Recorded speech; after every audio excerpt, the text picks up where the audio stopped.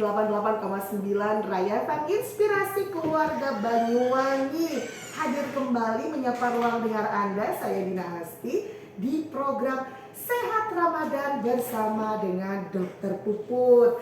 Nah, pagi hari ini kita masih ditemenin sama Dokter Kurnia Alisa Putri SPPD dan akan ngobrolin seputar dunia kesehatan di program Sehat Ramadan bersama dengan Dokter Puput. Pagi hari ini di sebelah saya sudah hadir Dokter Puput. Pagi dokter. Pagi ya, assalamualaikum Mbak Dina. Waalaikumsalam. Segar banget ya pagi ini. Nampaknya begitu, karena tadi malam habis semalam hujan ya? Enggak kan ya? Semalam kayaknya hujan deh. Oh hujan, ya udah kita anggap semalam hujan. Jadi makanya pagi ini saya segar. Atau jadi sahurnya ini ya, sahur esteller kali ya? Sahur esteller, iya. Bener ya Mbak Dina ya? Enggak juga Enggak sih. juga ya? Saya justru melihat Dokter Puput yang pagi hari ini penuh dengan keceriaan. Oh iya dong, gimana bisa balik Semangat lagi ya. di studio ya? Oh alhamdulillah, setelah melampaui perjalanan spiritual yang cukup panjang. Cie. Cerita dong, sedikit aja. Perjalanan umrohnya kemarin gimana? Dokter kita ini kemarin habis melakukan perjalanan umroh sahabat raya ya. Jadi berapa hari dok? 2 minggu kurang lebih. 2 minggu ya. Itu gimana tuh? Di sana udah Wah, belum? nyenengin ya, nggak bisa diungkapkan dengan kata-kata. Pokoknya saya doain semua yang ada di Indonesia, khususnya sahabat raya, Yang lagi dengerin kita. pernah nyicipin deh puasa Ramadan di Mekah dan Madinah. Amin ya robbal alamin. Doain saya nyusul ya dokter. Amin. Dokter Puput, hari ini kita akan membahas tentang kesehatan seputar Ramadan. Iya betul, dan Ya, terkait dengan sindroma metabolik ya. Dan tapi Mbak Din, ada yang lebih seru daripada kita obrolan kita, karena kita bakalan jalan-jalan ke Belgia hari ini. Oh serius? Iya. Kemarin kan kita udah ke USA ya. USA ya. USA. Hari ini Hari ini kita ke Belgium ya. Belgium. Banyak banget duitnya dokter. Pesawat deket kok di sini dari Pesawat telepon. Bener-bener. Tapi sebelum kita jalan-jalan ke Belgia, hari ini nanti kita bakal ketemu sama teman kita yang ada di Belgia ya dokter ya. Yuk. Jadi kita bakal ngobrol-ngobrol dulu seputar dunia kesehatan bersama dengan Dokter Puput. Nih, karena kita sekarang udah semakin dekat sama hari raya nih dokter ya. Betul. Udah bolong berapa dok? Alhamdulillah sudah seminggu. Oh alhamdulillah. Jadi hari pertama saya puasa lagi. Oh alhamdulillah, baiklah. Mudah-mudahan lancar ibadah puasanya sampai nanti ya dokter ya. Nah dokter, puasa Ramadan itu pasti banyak sekali manfaatnya ya. Iya, Manfaat pasti. baiknya banyak banget. Nah, puasa Ramadan itu manfaat baiknya apa aja sih dokter? Ini udah pernah kita bahas dari awal acara kita ya Mbak. Iya. Program kita tuh Sehat Ramadan udah benar-benar ingin memberikan gambaran bahwa puasa itu sangat memberikan banyak efek baik untuk kesehatan kita. Jadi yang pertama tuh kita detoksifikasi, pasti udah banyak yang denger ya. Iya. Mengeluarkan racun. Betul. Selain itu kita juga pertama yang paling kita rasakan adalah menahan amarah, ya enggak? Kan kita kalau misalnya puasa Iya kan, banget itu. nggak cuma nahan haus dan lapar, tapi paling penting adalah amarah. Karena kalau misal kita bisa menahan emosi, akhirnya kita bisa juga mengontrol diri dan hipertensi nggak ada, ya kan? Terus depresi juga jauh, stres juga jauh. Akhirnya apa? Organ-organ tubuh kita yang lain juga lebih sehat kayak gitu. Terus regenerasi sel, jadi sel-sel yang mati karena toksin-toksinnya tadi dikeluarkan, akhirnya dia bisa memperbaiki sel-sel yang istilahnya tadi kurang baik jadi membaik kayak gitu. Tetapi memang kalau misalnya kita menghadapi atau menjalani puasa Ramadan ini kurang baik, akhirnya kurang baik juga, manfaatnya nggak kita rasain. Ada juga manfaat tidak baiknya. Benar. Nah, kapan manfaat baik itu berubah menjadi tidak baik dokter? Nah, ketika kita tidak bisa mengkontrol, misal nih kita puasa tetap marah-marah, ya kan? Itu di luar ya, kita nggak akan bahas itu ya, karena hari ini kita pengen belajar sindroma metabolik. Iya. Yang kedua, kalau kita nggak bisa kontrol makanan kita setelah seharian kita puasa, waktu buka atau waktu sahur, kita nggak bisa kontrol makan kita. Jadi apa yang kita makan semua dimasukin pokoknya. Oh itu aku banget. Makanya kemarin kolesterol sempat 199 ya kan. Oh Masya Allah, luar biasa Prestasi. ya. Iya, prestasi ya. Tinggi nilainya ya kan. Iya. Dan itu lagi nggak cuma kolesterol aja Mbak Min sebenarnya, kayak hipertensi, terus habis itu berat badan malah naik, ya kan? Karena kita kan sukanya lumah-lumah. Apa sih bahasa Banyuwanginya? Gelintingan.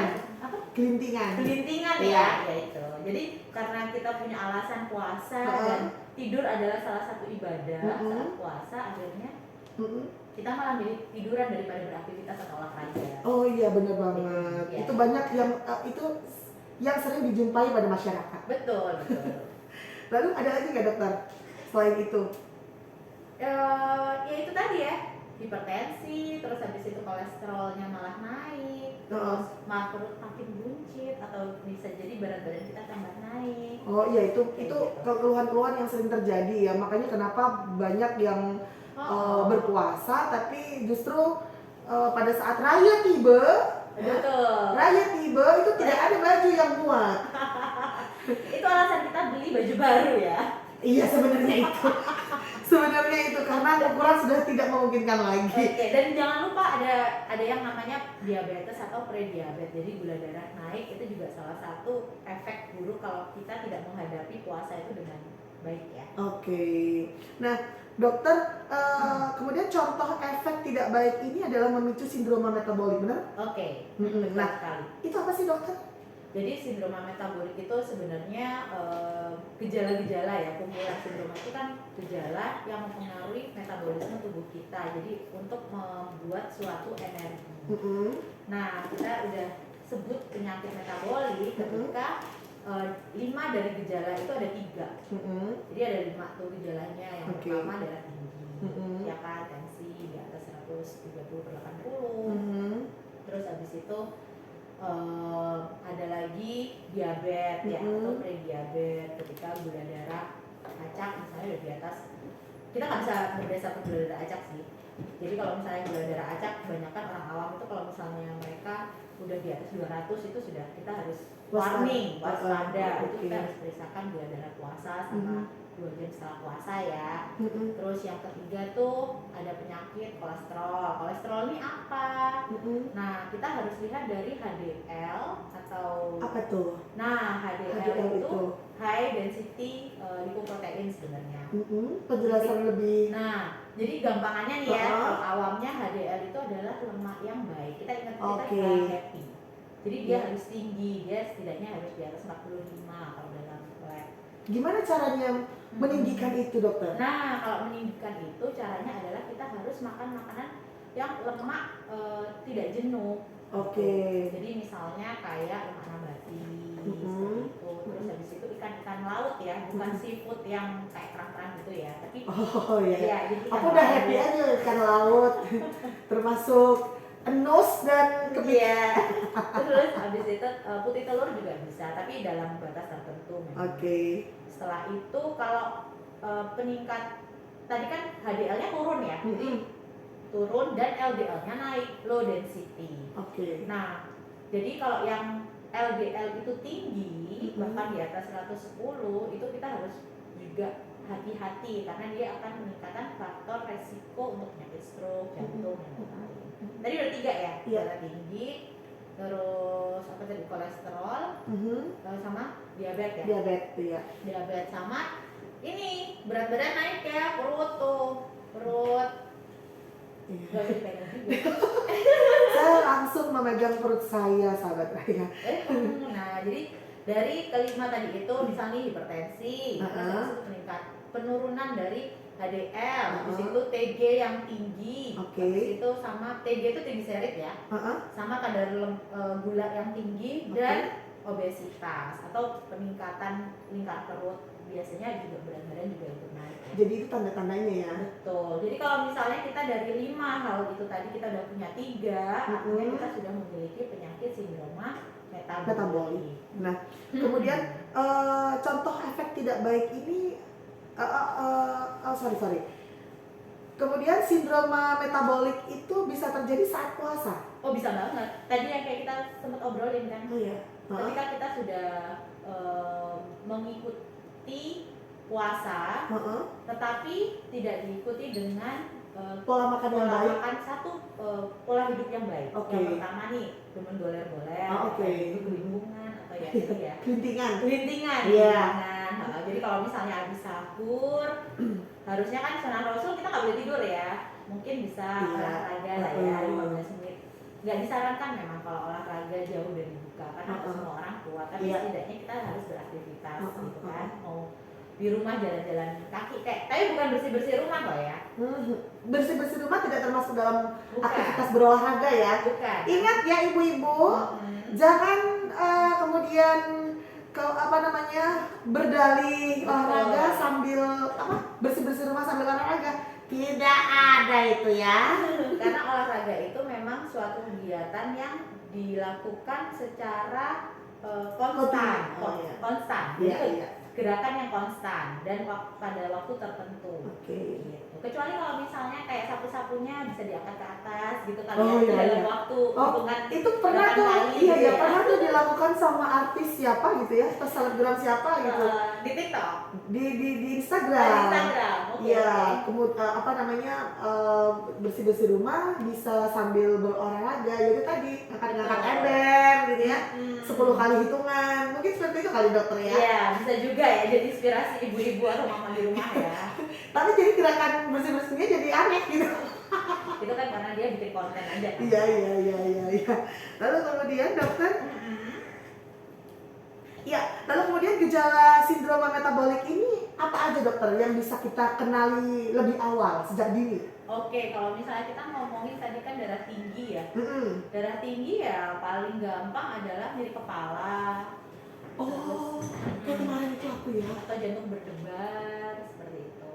Kenapa? Itu arahnya kemana kalau jantung berdebar itu? Karena kan darah tinggi pasti ada hubungannya sama jantung. Oh gitu, Ya, oke. otomatis kompensasinya pasti salah satunya adalah ya jantung berdebar. Karena pasien-pasien gitu. Mungkin di hari ke berapa sih ini? Hari ke Ini udah 22 persis ya? Iya, 10 hari terakhir ya. 10 hari terakhir ya, memang. Di hari ke-20 ini memang mungkin sebagian dari kita sudah merasakan efeknya itu tadi ya, efek berpuasa dari pola hidup yang berubah pada saat kita tidak berpuasa dan dilakukan pada saat kita menjalankan ibadah puasa, seperti misalnya yang dikatakan sama dokter tadi, sudah mulai badan-badan tuh udah mulai ini nih pegel-pegel dan lain sebagainya. Mikirin THR belum turun. Baru turun kemarin. Oh, alhamdulillah. Alhamdulillah. Jadi lebaran kita ya. Iya, alhamdulillah. Belum lagi yang sana ngajakin bukber, yang sini ngajakin bukber ya kan? Bagi waktunya, Betul. bikin pusing. Nah, darah tinggi makin naik. Nah, benar-benar. Nah, memang selain gejala tadi ya yang sudah dokter jelaskan tadi, ada nggak sih terapinya agar mungkin kita sekarang sedang mengidap itu tuh. Kemudian apa yang bisa kita lakukan untuk menyembuhkan, paling tidak mengurangi Gejala kayak darah tinggi, betul, tadi ya, kolesterol, terutama iya, darah tinggi, kunci betul. tadi ya. Ada terapinya nggak dokter? Ada sih. Sebenarnya memang paling bagus itu pencegahan ya. Tapi kalau misalnya kita udah kadung, karena banyak juga ya di antara kita nggak usah nunggu umur di atas 40 tahun ya, sekarang 30 tahun ke atas aja udah mulai ada penyakit sindroma metabolik ya, karena Eke. Contohnya Eke. Oke. Jadi kalau misalnya sudah memang terasa, oh ini kayaknya saya mengalami sindroma metabolik.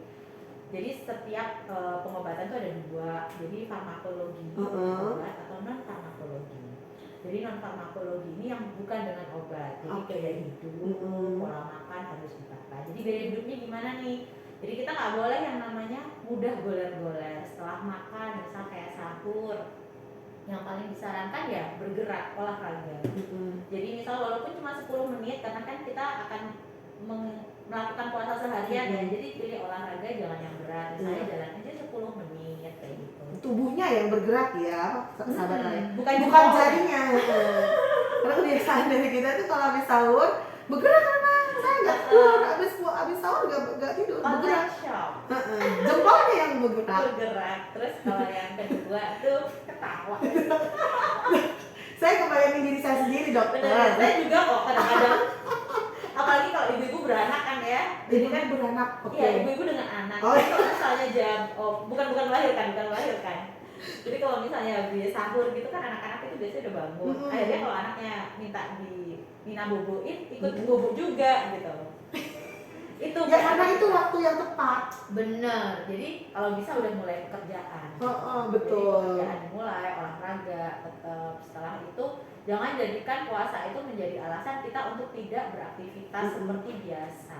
Oke. Gitu. Malah harusnya kalau misalnya kita udah tahu di 10 hari terakhir kita lebih giat kan? Iya betul. Ya kan? Lebih giat kesip. ibadah, amal baik. Mumpung nih, karena waktunya sudah tinggal sedikit lagi. Mencari malam Lailatul Qadar. Ya Allah. Masya Allah. Sweet banget sih sis. Semenjak di sebelah sayanya habis pulang umrah makin sweet saya. Jadi kan terus yang kedua nih ya, kan tadi kita udah aktivitas harus di kesenian. Terus yang kedua, ya udah makan kita, pola makan kita harus tata. Kalau misalnya kemarin kita udah merasa banyak makan gula, buka harus yang manis-manis. Memang sih berbuka itu kan dengan yang manis, tapi yang manisnya seperti apa dulu ya kan. Kalau misalnya 3 biji kurma aja sudah cukup dengan air putih, nggak perlu kita harus makan kayak misalnya Stella yang berlebihan gitu, nggak perlu. Saya kemarin dapat hampers brownie. Ya Allah, alhamdulillah. Itu masuk nggak? Satu potong brownies itu bisa jadi kalorinya sama seperti satu piring nasi ya, 300 Astagfirullahaladzim. kuatnya gitu. Saya kemarin habis hampir separuh. Dibagi-bagi sama tetangga Bun. Jadi bisa. Oh iya. Jadi Dapat kan, pahalanya juga ya? betul, kan kita bisa berbagi juga. Jadi pertama kalau misalnya kita minum air putih harus banyak ya. Air putih 1500 lah minimal sehari. Terus habis itu pola makan gula-gula diturunkan, karbohidrat secukupnya. Karena kita tetap butuh karbohidrat untuk zat pembangun ya. Tapi tidak berlebihan. Misalnya kalau satu piring makan, kita boleh tuh karbohidratnya 1/4 piring aja, sisanya separuhnya piring itu sayur, 1/4-nya lagi adalah lauk atau nabati atau protein. Gitu. Sisanya nih, misal memang kalau misalnya sudah nggak bisa dengan non farmakologi, kita harus pakai obat, konsultasikan ke dokter, ke spesialis ya. Ketemu dokter puput juga bisa di rumah sakit Yasmin. Tapi sebenarnya dokter, sindroma metabolik ini bisa dicegah kan ya? Boleh, iya bisa banget. Kalau misalnya kita sudah tahu dari awal, kan kita tahu ya kalau misal Rasulullah itu mempersiapkan puasa Ramadan tuh 6 bulan loh. Tuh, kita 2 minggu sebelumnya masih ribet dengan orderan. Bener, kita seminggu sebelum yang dipikir malah stok makanan untuk 1 bulan ke depan sama hampers apa ya harus dibikin ya kan? Bukan ibadahnya loh. Bukan ibadahnya. Astagfirullahaladzim.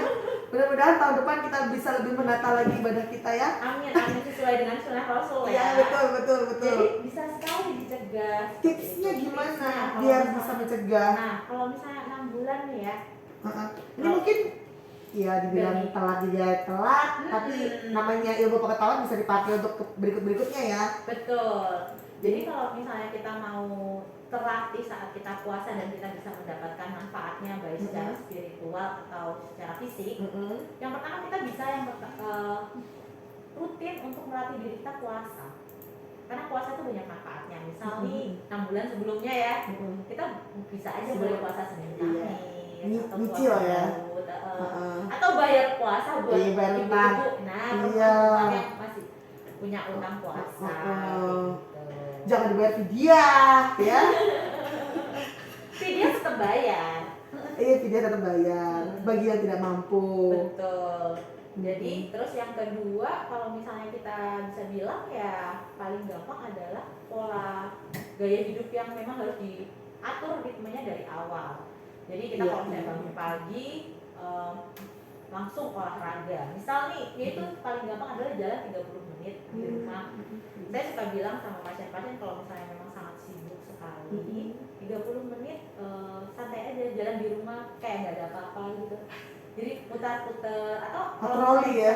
Kalau misalnya kayak kebetulan kan rumah saya depannya jalan raya besar, jadi mau nggak mau harus jauh. Jadi ya udah di dalam rumah aja kayak jalan 30 menit gitu. Terus kalau misalnya bisa sepedaan kan lebih santai sepedaan. Malah kalau sepedaan dia akan melatih selain lebih bugar ya, kardiovaskuler juga, sendi-sendi itu dia akan lebih sehat gitu. Dan kita juga bisa burning fat ya, jadi bisa burning kalori, burning fat kayak gitu. Banyak semuanya ya. sepedaan sekarang Iya, badannya betul. bagus-bagus ya. Saya sepedaan. Sepeda statis bun, tapi sepeda statis sebenarnya juga bagus sih. Sepedaan juga saya 2 tahun lalu. Ketika baru awal-awal corona ya kan, Oh iya, kita lagi booming, ngapain? lagi booming. Sekarang ya museum lagi tuh sepeda-sepeda. Iya. Ya udah kasih saya aja kalau gitu Mbak Din. Udah, ada ke OLX aja. Oh gitu ya, udah di OL aja ternyata. Aduh, ini deh, seru banget ngobrolin kita pagi hari ini sama Dokter Puput. Sebelum kita nanti ngundang teman kita yang ada di Belgia ya dokter ya, kita pengen tahu kebiasaan-kebiasaan orang di sana itu seperti apa, berpuasanya, menjalankan hari-hari selama bulan puasa itu seperti apa. Nanti kita akan ngobrol sama siapa dokter nanti kita? Namanya Gila. Namanya Mas Teman Gila kita. di Belgia ya. Betul, namanya Mas Gila. Dia adalah seorang pelajar Indonesia yang sedang belajar S3 di sana. Oke, baiklah kalau begitu kita bakal ketemu dan menghubungi Mas Gilang yang ada di Belgia.